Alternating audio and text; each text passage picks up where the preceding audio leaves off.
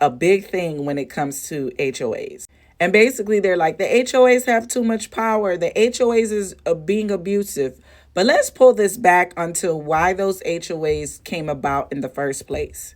And I'm not talking about the HOAs for condominiums or the HOAs for townhomes. I'm specifically talking about the HOAs that are mandated whenever they create a new development, which was weird because I'm like, why do you have, whenever you were creating subdivisions, why do you have to create or mandate it that it has to be a HOA? Well, that rule came about because prior to that rule, what was happening, everyone knows that Florida is a hurricane-prone state.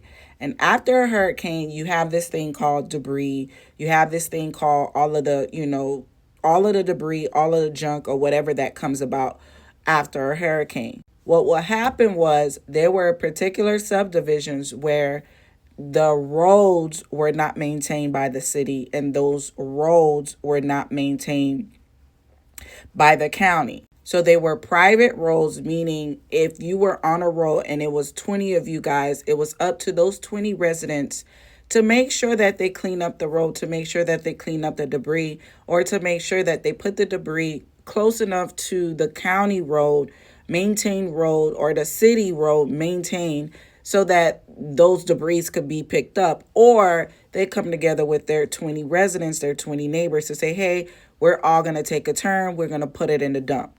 Well, what happened was every time they would have a hurricane, these people would not put their head together, knowing that the road is privately owned, knowing that the city nor the county can just go and get the debris, and they would just burn that stuff in their backyard, or they will allow that stuff to get into the sewer line, or they would dump it in, like, let's say they had a close enough retention pond or a canal, they would dump it there.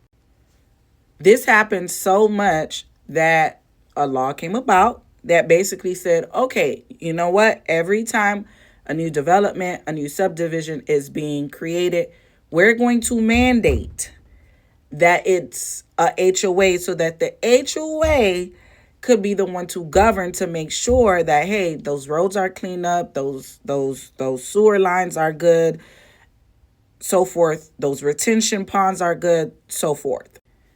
Might I add, it also has to do with wetlands, but I'm not going to get into that. Now, the intention was always good, but what it is now is completely horrible, because now there's not a development being done without an HOA. Again, these are many government